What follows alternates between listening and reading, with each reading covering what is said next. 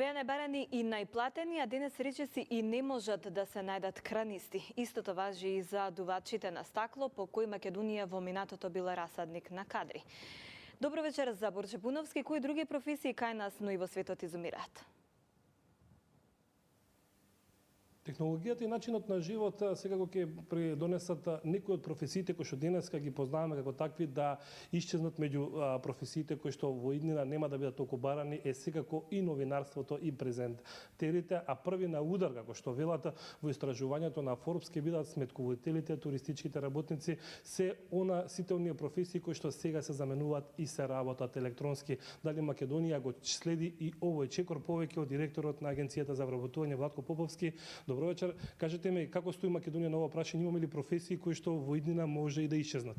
Па за разлика од тоа што го направи Forbes во Америка, каде што направи анализа на 10 најзагрозени, речеме, работни позиции во иднина, во Република Македонија е малку обратен процесот, бидејќи кај нас се бара сметковител повеќе, се бара туристички работник повеќе, се бараат новинари, се бараат луѓе презентери, затоа што дел од овие професии кои што во Република Македонија можеби не се бара во минатото, веќе се бараат се повеќе и повеќе, затоа што странските компании кои што доаѓаат во Република Македонија, инвеститорите бараат луѓе кои што знаат да ги работат овие професии, бидејќи ефтината работна сила која што Република Македонија има однос на тие држави е добар предизвик да тие дојдат во Република Македонија и отворат своје претставништво кој што ќе ги дава услуги онлайн или да кажеме преку веб.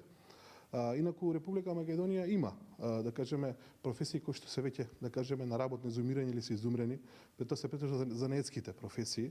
Иако Република Македонија е земја во која што градежништвото има потенцијал и кој што расте од година во година, се помалку имаме градежни работници, се помалку армирачи кои што се дел од градежништвото, се помалку имаме градежни инженери, архитектонци кои што може да одговорат на предизвиците. Водачи на специфични машини. Да, буквално сето она што долги години беше занемарено, можеби заради долгиот процес на транзиција, изумирање на компаниите и овие стана професии кои што не се заинтересирани младите луѓе да ги изучуваат и да потоа да го продолжат традицијата. Но се надевам дека доаѓаат подобри денови, бидејќи дел од овие изумрени професии и Forbes ги најде во нивното истражување дека ќе бидат многу барани во иднина, како што се градежните работници, во делот на продавање на продавачи кои што ќе бидат потребни во продавниците, или пак оние кои ќе даваат услуги од личен карактер, како да кажеме негователи, медицински персонал, лични давање на услуги од како за помагање на стари лица и така натака. Значи, Република Македонија го следи овој тренд, се бараат овие работници, ќе се бараат, но мора да се нагласи дека и оние што, да кажеме, изумираат во другите држави, Република Македонија се бара човек повеќе кој што ја знае оваа професија и се надевам дека тоа ќе продолжи во наредниот период. Инаку ние како агенција се трудиме дел од овие изумрени занаети да ги возобновиме. Во 2016 година имавме повик за занаети, стари занаети, едуцирање, потоа давање на грант за отварање на собствен бизнес. Продолжуваме во 2017 година, така да сите оние кои се заинтересирани ќе имаат можност прво да се едуцираат, а потоа да добијат можност да се отворат собствен бизнес. Ќе биде ли во 2017 предизвик да се задржи и да се добие квалитетен работник, како што можеме да видиме, имаме над 6000 огласи кои што се бараат работници? Да, пред се овој тренд на квалитетно задржување на работници го предизвика странските инвестиции.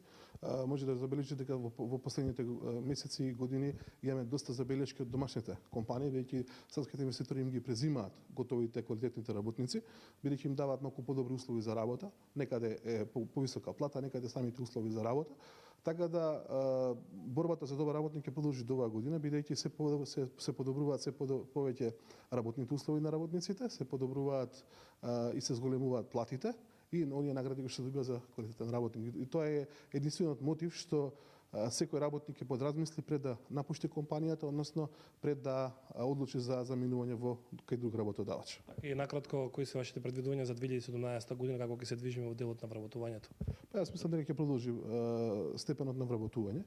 Јас не би рекол намалување на вработувањето, туку степенот на зголемување на вработеноста. Во 2016 година, значи според административните информации, имаме некаде 14.700 бројка на зголемени на нови работни места, што значи дека иако некаде напуштиле работници, заминале во други компании, тие пак се повторно пополнети со нови работници, така да вкупниот број на М1 образци е зголемен за 14.700 во 2016 година. Така да овој тренд ќе продолжи, бидејќи Република Македонија станува мека на инвестиции, станува мека на отворање нови работни места. Јас се надевам дека и во 2017 година бранот на зголемени работни места ќе продолжи. Јас очекувам агенцијата со оперативниот план и сите услуги што ги даваме некаде да постигнеме над 9000 работни места во 2017 година.